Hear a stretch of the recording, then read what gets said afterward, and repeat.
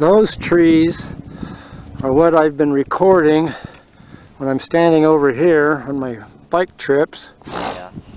And so now we're looking at the basin. Yeah. Hopefully those trees, all those dead trees, will show up. That long downhill I was describing is where that peak is up there. Yeah. And then I came all the way down it. Oh yeah. And it goes like this? It was fairly straight coming down. It was just steep. What's this creek called? This is I don't know, but this creek starts up at my place, up by our place. Right. That coming down? Yeah, most of the trees up there on the top are okay, but there are some dead ones. Yeah. I put some of this on YouTube, but I never tell anybody where I am, because it just, you know, encourages people to enjoy themselves, which I can't afford. This is Stevenson Creek. Huh?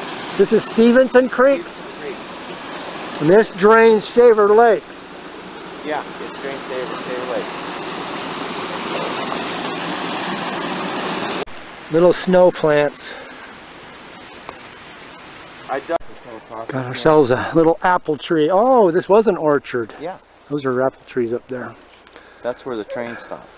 This is where the train stopped. This is all old SJ&E that we're on.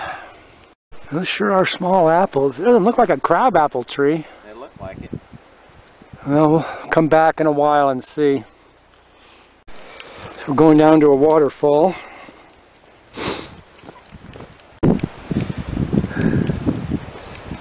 Getting closer. Yeah, that's a real picture.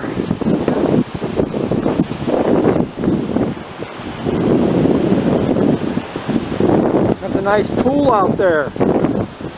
Gotta go down this rock to get to that pond. I hate slipping and falling. Well, don't walk right behind me. I don't want to go out. I'm still young, you know, but I hate it when I get hurt. I'm 65. I fell down about an hour ago going 30. Slammed right into the mountain. But don't tell anybody. That's where we were up there. We came down from there. Here's a big pond.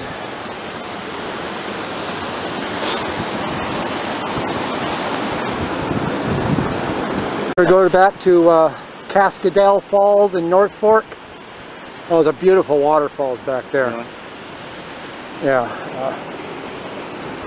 better than these. Yeah.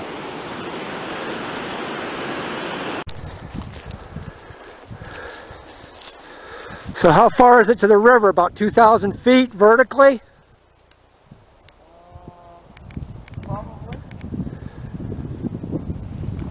That's Powerhouse down there. And that's, they take this water from Shaver Lake and drop it all the way down there to turn little turbines. It goes into a nozzle about this big around. No. Yes. Yes. And then that nozzle shoots the little cups on the turbine. And Wow. turns the turbine around. Wow. Because those pipes are 4 or 5 feet in diameter. Yeah, let's go take a look at it. Out. Yeah, so if some kind of a surge happens, it goes up there. Yep.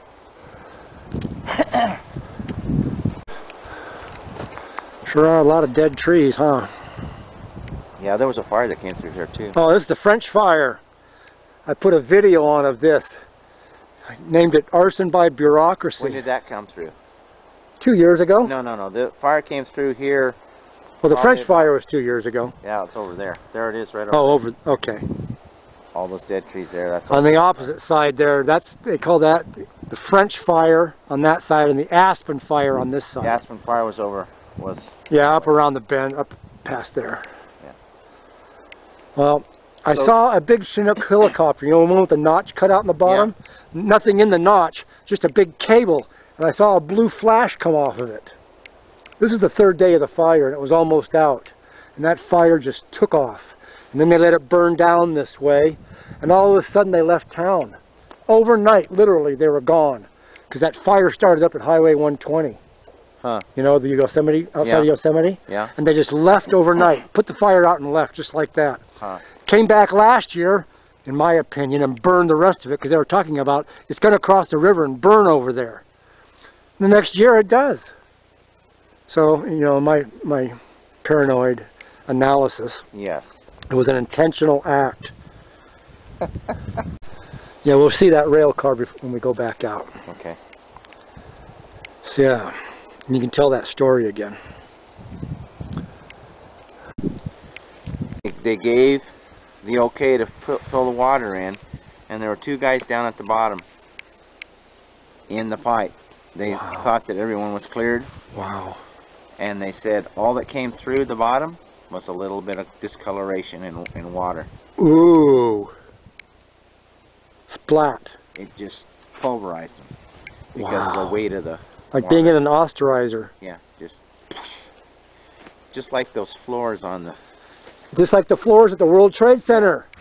Just poofed them. Yeah. That's snow up on top. That is snow. Yeah. I just saw a raindrop.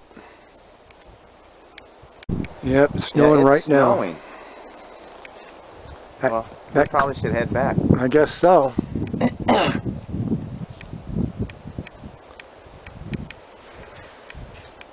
That's there, that building on that rock. Oh yeah. That's the end of the road at Big Creek.